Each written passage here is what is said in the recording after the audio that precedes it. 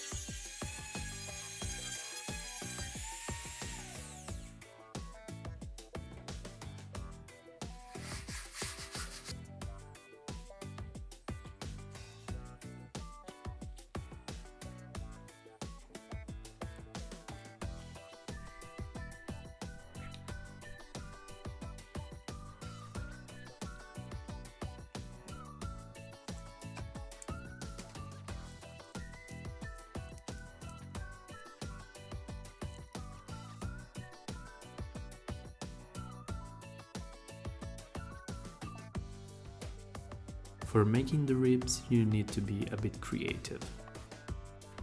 I gave the initial shape to the ribs by using the Amati bender, and then I used rubber bands to set them into position.